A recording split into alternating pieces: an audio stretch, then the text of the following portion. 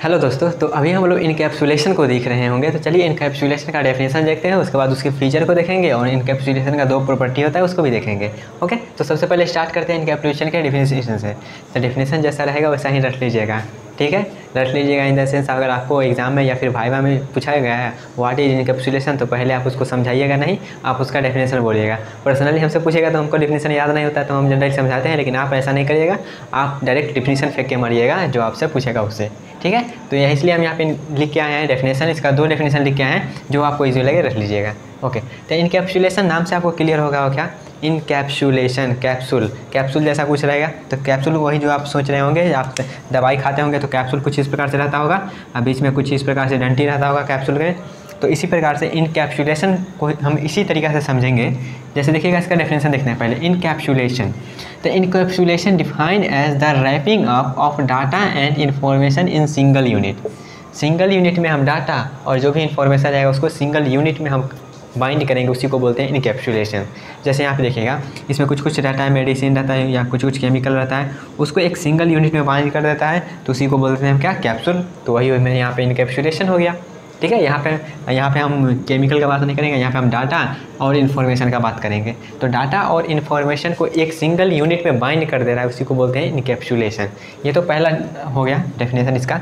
अगर ऐसा याद नहीं होता, ये थोड़ा सा आपको डिफिकल्ट लग रहा है, तो इसका एक और डेफिनेशन है क्या, encapsulation is defined as binding मतलब बांधना, together the data and the function that are manipulate them.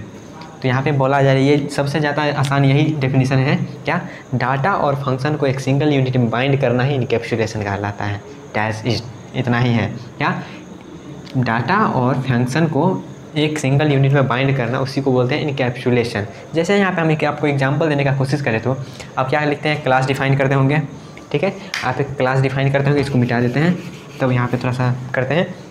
आप एक क्लास डिफाइन करते होंगे, क्लास बनाते होंगे कोई भी क्लास नाम, और इसमें क्या करते हैं, वेरिएबल और फंक्शन, इसको क्या करते हैं, इस क्लास में बाइंड कर देते हैं। तो इसी को बोलते हैं क्या, ये मेरा क्लास जो है इनकैप्सुलेशन के प्रॉपर्टी को फॉलो करता है, ठीक है, जिसमें वेरिएबल और फंक्शन आपस में बाइंड रहता है, कोई आउटी फंक्शन इसको यूज़ नहीं कर सकता है। ओके, तो इनकैप्सुलेशन क्या बोलते हैं, encapsulation is defined as binding together the data and function that are manipulated. या फिर ऐसे बोल सकते हैं, अगर इंग्लिश में नहीं बोलना चाहते हैं तो ऐसे बोल सकते हैं क्या, मेरा डाटा और फंक्शन को आपस में बाइंड कर देते हैं, एक सिंगल यूनिट में बाइंड कर देते हैं, उसी को बोलते हैं इनकैप्सुलेशन।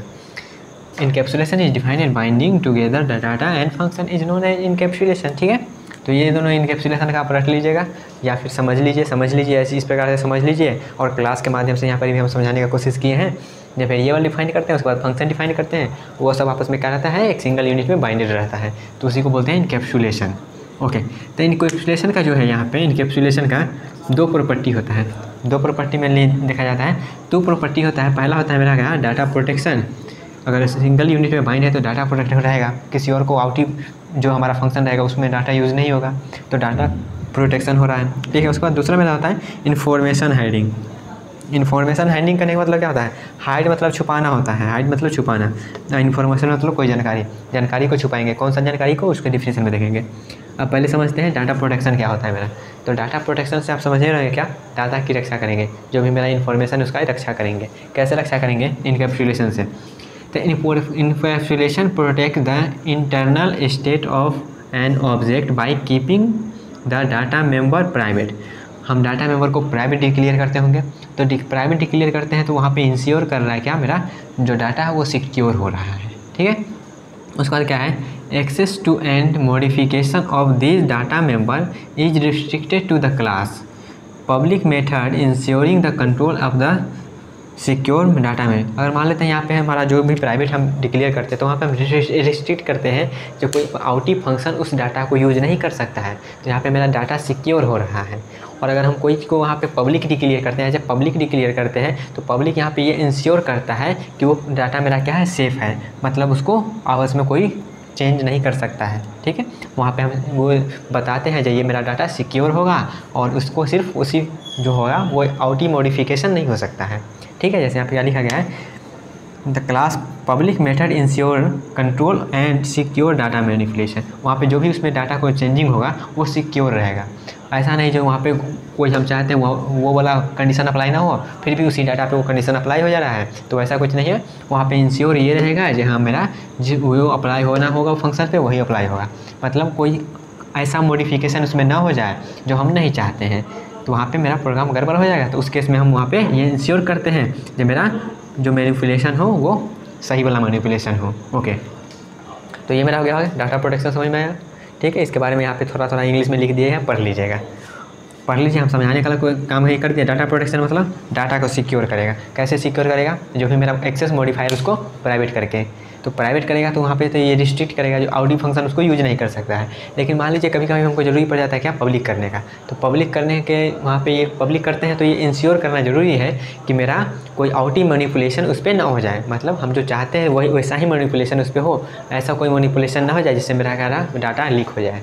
ओके, तो ये मेरा था डाटा प्रोटेक्शन। अगला फीचर क्या है इसका, अगला प्रॉपर्टी क्या है इनकैप्सुलेशन का? Information hiding. इन्फॉर्मेशन हाइडिंग, तो इन्फॉर्मेशन हाइडिंग मतलब यहाँ पे हाइड मतलब छुपाना होता है, इन्फॉर्मेशन मतलब वो हम जानकारी छुपा देंगे जो नेसेसरी ज़रूरी नहीं है किसी और को बताना। तो encapsulation hide the internal implementation detail of class from external code. अगर मान लेते हैं कोई बाहरी एक क्लास का जो भी कोड हो, इस क्लास का जो भी कोड हो, हम अगर कोई बाहर में फंक्शन बनाते हैं या फिर कुछ भी करते हैं तो इसका जो भी जानकारी हो वो उसके लिए थोड़ी होगा, ये तो हाइड रहेगा। सिर्फ इसी क्लास के जो भी मेंबर है वही इसको देख सकते हैं, दूसरा तो कोई देख नहीं सकता है। तो यहाँ पे क्या हो रहा है, इन्फॉर्मेशन को हम हाइड कर रहे हैं। किसके माध्यम से? इनकैप्सुलेशन के माध्यम से। इनकैप्सुलेशन करने का मतलब इसमें वेरिएबल है या फिर फंक्शन है वो आपस में क्या है, बाइंड है। तो encapsulation hide the internal implementation detail of a class from external code. Only the public interface of the class are accessible, providing abstraction and simplifying the use of the class while allowing the internal implementation to be modified without impacting। तो यहाँ पे जो भी लिखा हो पढ़ लीजिए, हम समझा देते हैं। ये तो समझा ही गया ना, ये इस क्लास का जो भी मेरा इन्फॉर्मेशन हो, जो भी प्राइवेट वाला इन्फॉर्मेशन या फिर प्रोटेक्टेड वाला इन्फॉर्मेशन हो, वो सिर्फ इसी क्लास के मेंबर को एक्सेसिबल रहेगा। या तो पब्लिक वाला भी रहेगा तो इसी को एक्सेसिबल, लेकिन बाहर वाला जो मेरा फंक्शंस है वो इस डाटा को देख सकता है या नहीं। तो यहाँ पे अगर हम बोले अगर पब्लिक है तो देख सकता है, पब्लिक है तो देख सकते हैं, लेकिन प्रोटेक्टेड है या प्राइवेट है तो सिर्फ इसी क्लास का जो मेंबर है वही यहाँ पे इसको देख सकता है। तो हम क्या कर रहे हैं, यहाँ पे इनकैप्सुलेशन के माध्यम से हमारा जो इन्फॉर्मेशन है उसको हम हाइड कर रहे हैं। इन्फॉर्मेशन जो भी है हाइड कर रहे हैं, इस क्लास का जो भी इन्फॉर्मेशन है सिर्फ इसी क्लास के मेंबर को रहेगा एक्सेसिबल। ओके, इतना चीज़ क्लियर हुआ। तो ये दो फीचर था, डाटा प्रोटेक्शन और इन्फॉर्मेशन हाइडिंग। तो इन्फॉर्मेशन बस समझ लीजिए, ये जो थ्योरी आप खुद से भी लिख सकते हैं, लेकिन डेफिनेशन जो है वो आपको रटा होना चाहिए। आप बता दीजिएगा, कोई पूछे तो बता दीजिएगा, ठीक है। तो ये दोनों इसका क्या हुआ, फीचर हुआ इनकैप्सुलेशन का, दो प्रॉपर्टी हुआ इनकैप्सुलेशन का। आप इसका थोड़ा सा फीचर जान लेता है, इसका अच्छाई बुराई जो भी है वो जान लेते हैं, इसका फीचर जान लेते हैं इनकैप्सुलेशन का क्या होता है। तो इनकैप्सुलेशन का पहला फीचर क्या है, we can not access any function from the class directly. हम क्या कर सकते हैं, हम यहाँ पे कोई भी फंक्शन को डायरेक्टली एक्सेस नहीं कर सकते हैं। ये सही बात भी है, हम यहाँ पे डायरेक्टली कोई चीज़ को थोड़ी एक्सेस कर लेंगे, उसका ऑब्जेक्ट बनाएंगे तब ना एक्सेस करेंगे। तो we can not access any function from the class directly, we need an object to access the function that is used the member variable of the class. तो ये बात भी सही है, आप जब क्लास को बनाए होंगे तो आपको पता ही होगा क्या, हम डायरेक्टली कोई भी फंक्शन को एक्सेस नहीं कर सकते हैं, उसके लिए हमको क्या होना है, ऑब्जेक्ट बनाना पड़ेगा, ठीक है। तो ये भी क्या है, इसका प्रॉपर्टी है पहला। दूसरा प्रॉपर्टी क्या है, the function which are making the inside the class must be only member variable only then it is called encapsulation. तो यहाँ पे ये बोला जा रहा है, अगर हम कोई भी यहाँ पे क्लास में कोई भी वेरिएबल बनाते हैं तो उसको सिर्फ उसी क्लास का फंक्शन अगर यूज़ कर रहा है तो उसको बोलेंगे इनकैप्सुलेशन। अगर आउटी फंक्शन उसको यूज कर ले रहा है तो वो इनकैप्सुलेशन के प्रॉपर्टी को ब्रेक कर देगा।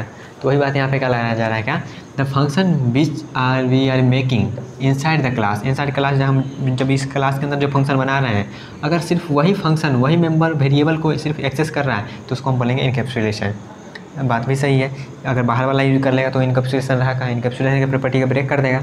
तो जो फंक्शन इसमें हम बना रहे हैं सिर्फ वही फंक्शन इसके जो भी वेरिएबल रहेगा वो उसको यूज करेगा। उसका क्या है, if we don't make function inside the class which is using the member variable of class then don't call the encapsulation। वही बात है, अगर हम वैसा फंक्शन कोई एक्सेस कर रहा है वेरिएबल को, इस क्लास के वेरिएबल को कोई वैसा फंक्शन यूज कर रहा है जो इस क्लास का मेंबर नहीं है, तो क्या वो उसको हम इनकैप्सुलेशन नहीं बोलेंगे। ठीक है। अगला है encapsulation improve readability, maintainability and security bye grouping data and method. Method का मतलब वही फंक्शन हुआ, मेथड मतलब फंक्शन, मेथड मतलब फंक्शन लिख लीजिएगा। इनकैप्सुलेशन इंप्रूव करता है रीडेबिलिटी को, मेंटेनेबिलिटी को एंड सिक्योरिटी को प्रोवाइड तो करता ही है। कैसे प्रोवाइड करता है? डाटा एंड मेथड को आपस में बाइंड करके। अगला क्या है? It help the control modification of outlier member, out data member. यहाँ पे हमारा यह कंट्रोल करता है, हेल्प करता है मॉडिफिकेशन, जो चेंजेज होता है उसके, आउटी जो हमारा मेंबर होता है या फिर दूसरा फंक्शन मेरा होता है उसको यहाँ पे चेंज करने से मना कर देता है, रोक देता है। इसको बोलते हैं, ये भी इसका क्या हुआ? फीचर हुआ। तो यहाँ पे देख सकते हैं कि हमने बड़ा सा कैप्सूल बना लिया है। ये मेरा क्या है? क्लास है, और ये इसमें मेथड है, मेथड मतलब फंक्शन, जो भी मेरा ये फंक्शन है और ये वेरिएबल है। तो ये दोनों को आपस में क्या किया गया है? बाइंड कर दिया है। तो ये मेरा हुआ इनकैप्सुलेशन का पूरा थ्योरी। ओके गाइस, तो आई होप आपको ये सब क्लियर होगा। पूरा थ्योरेटिकल है, खुद से भी पढ़ सकते हैं, तो एक बार पढ़ लीजिएगा तो आपको खुद से क्लियर हो जाएगा। ओके गाइस, तो मिलता है नेक्स्ट लेक्चर में। हेलो दोस्तों, तो अभी हम लोग बात करेंगे एब्स्ट्रैक्शन का। तो एब्स्ट्रैक्शन क्या होता है पहले वो देखते हैं। तो एब्स्ट्रैक्शन जो मेरा है वो, उसके बारे में क्या लिखा गया है? Data abstraction is one of the most essential and important feature of OOP. OOP कहने का मतलब object oriented programming, object oriented programming, object oriented programming, मतलब object oriented programming. Data abstraction is one of the most essential and important feature of OOP. क्योंकि यहाँ पे ओप हम क्यों ले आए थे? ओप हम इसीलिए लाए थे कि मेरा क्या डाटा सिक्योर नहीं था, तो वहाँ पे डाटा को सिक्योर करने के लिए हमारा ओप का कंसेप्ट आया है। तो उसी में से एक कंसेप्ट मेरा क्या है? एब्स्ट्रैक्शन का। तो एब्स्ट्रैक्शन क्या बोला जा रहा है? Data abstraction is one of the most essential and important feature of OOP. इसमें क्या होगा? डाटा एब्स्ट्रैक्शन मीन्स, एब्स्ट्रैक्शन का मतलब क्या है? तो abstraction means displaying only essential information and hiding the details. यहाँ पे एब्स्ट्रैक्शन मतलब क्या है? एब्स्ट्रैक्शन मतलब ये है कि हमको सिर्फ इसेंशियल इन्फॉर्मेशन जो है वही देंगे और बाद बाकी सारा डिटेल को हम क्या करेंगे? हाइड करेंगे। जैसे यहाँ पे देखिएगा, हम एग्जांपल लेते हैं। जैसे मान लेते हैं मेरा क्या है? ये कोड का सेक्शन है, इस कोड का सेक्शन है, इस कोड का ये सेक्शन है। इस कोड हम कोई भी लैंग्वेज में लिखे, या फिर मान लीजिए हम क्या कर रहे हैं, यहाँ पे 2 नंबर का एडिशन करवा रहे हैं। क्या 2 नंबर का एडिशन क्या कर रहे हैं? 2 नंबर का हम क्या कर रहे हैं? एडिशन कर रहे हैं, ऐड कर रहे हैं। तो यहाँ पे हमने बहुत सारा कोड लिखा और यहाँ पे आउटपुट मेरा क्या आ रहा है? ये क्या है? मॉनिटर का आउटपुट है। आउटपुट में हम क्या आ रहा है? यहाँ पे आ रहा है 2 नंबर, इंटर 2 नंबर करके आ रहा है, इंटर 2 नंबर करके आ रहा है। तो यहाँ पे क्या कर रहे हैं? यहाँ पे हमारा देखिएगा, हमारा आउटपुट में क्या आ रहा है? आउट में यहाँ आ रहा है सिर्फ 2 नंबर इंटर करना है।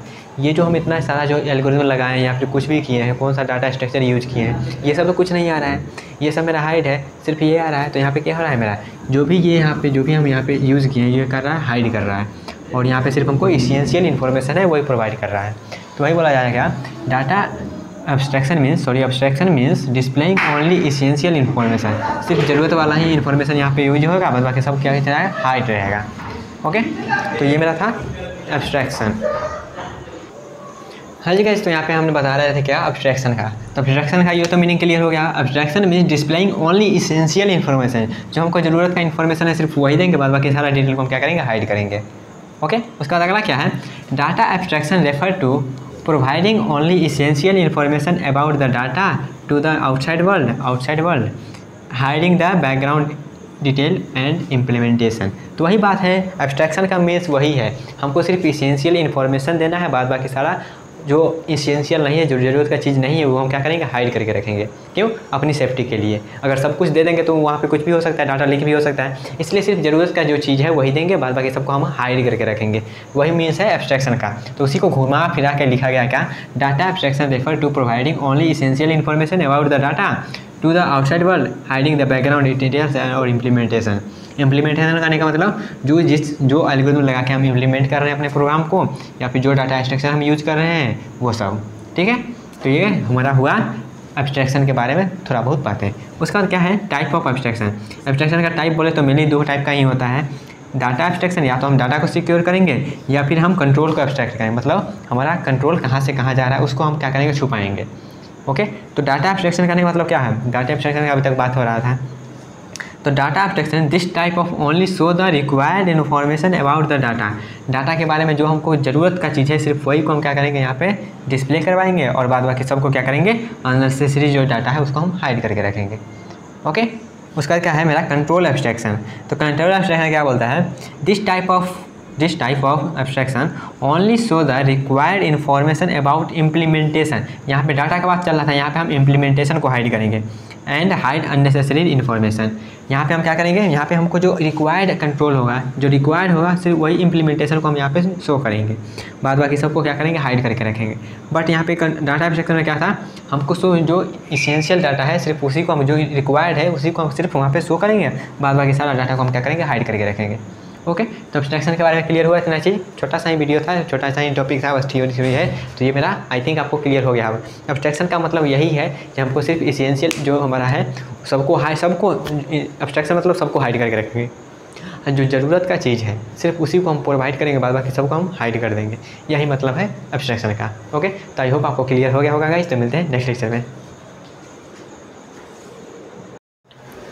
हेलो दोस्तों, तो अभी हम लोग बाइंडिंग देख रहे होंगे, और बाइंडिंग का जो दो टाइप होता है उसके ऊपर हम लोग डिफरेंसेस भी देख रहे होंगे। ओके, तो स्टार्ट करते हैं। सबसे पहले बाइंडिंग क्या होता है। तो बाइंडिंग मतलब क्या होता है, किसी चीज़ को आप बाइंड कर रहे हैं मतलब बांध रहे हैं, वही होता है। तो यहाँ पर भी हम वही मतलब होता है बाइंडिंग का, क्या है, association of a function definition. Function का डेफिनेशन जैसे मान लेते हैं हम, यहाँ पे आप फंक्शन का डेफिनेशन यहाँ पर दिए हैं और फंक्शन का कॉल यहाँ से कर रहे हैं, ठीक है। Association of function definition to a function call.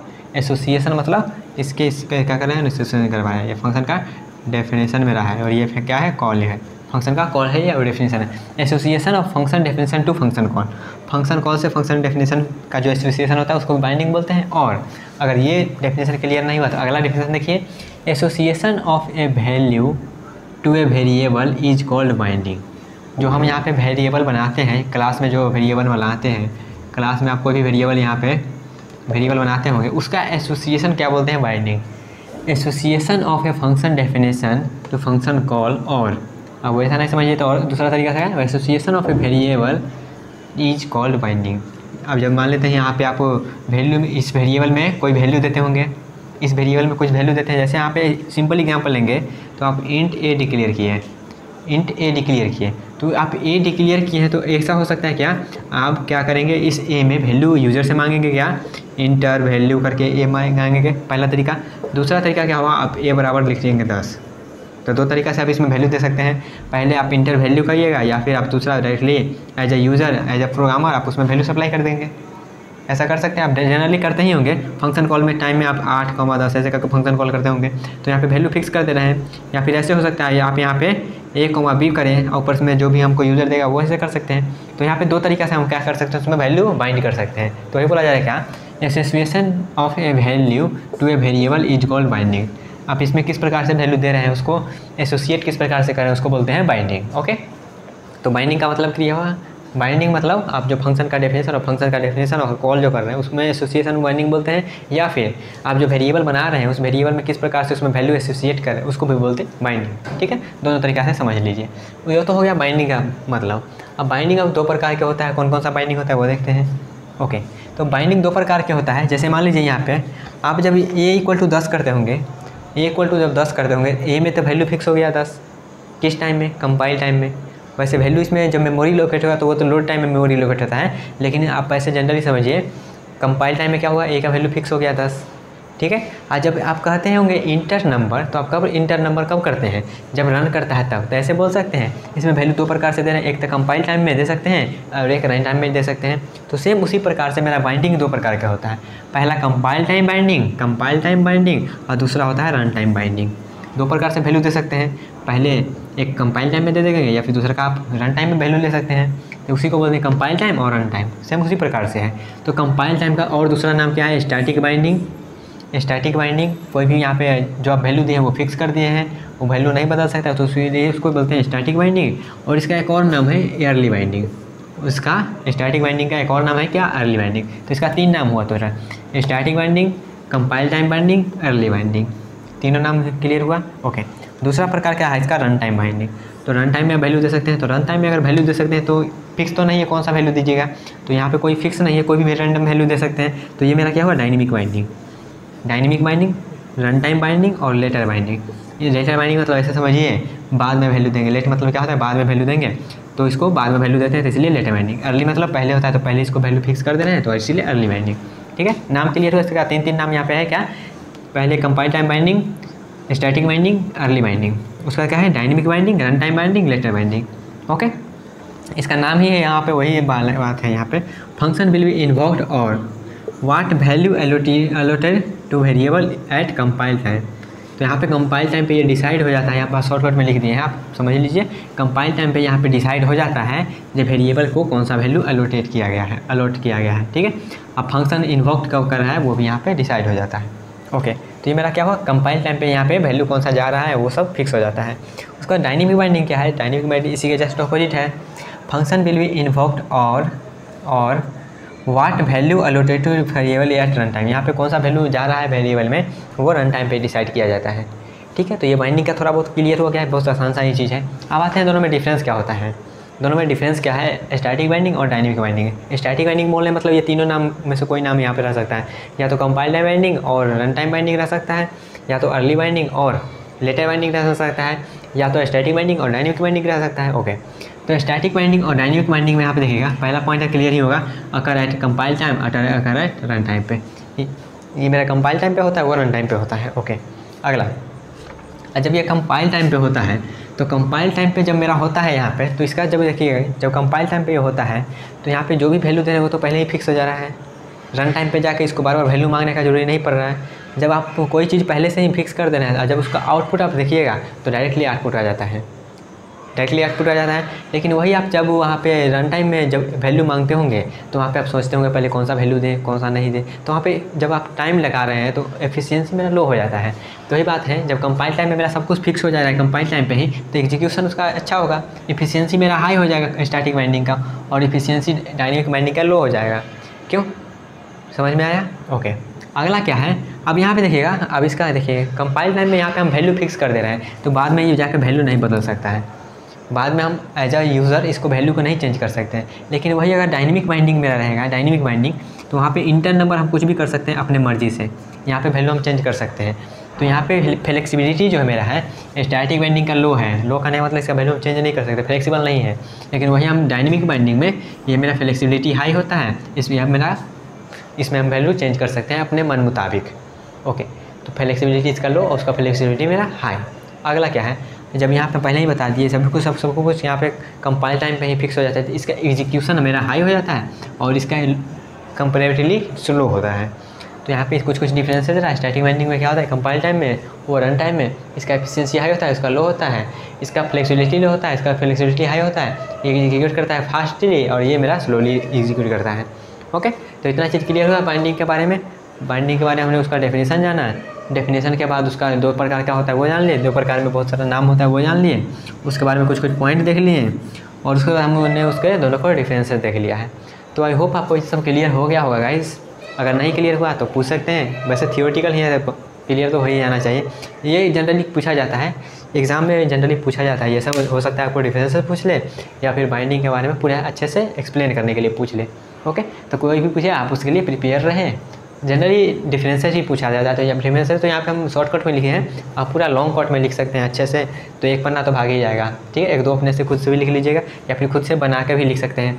3 line तो यहाँ से मिल गया, इसका ये भी बोल सकते हैं, ये भी बोल सकते हैं, ये भी बोल सकते हैं, तो 3 लाइन तो वैसे ही यहाँ से बना के लिख सकते हैं। उसके बाद ये फंक्शन इन्वोक्ड करता है कब, उसके बाद वैल्यू कब होता है, एक एग्जांपल भी दे सकते हैं, जब वैल्यू हम यहाँ पे फिक्स कर देते हैं। ओके, तो ऐसे आप बना के भी लिख सकते हैं अगर समझ आते हैं तो। ओके गाइस, तो मिलते हैं नेक्स्ट लेक्चर में।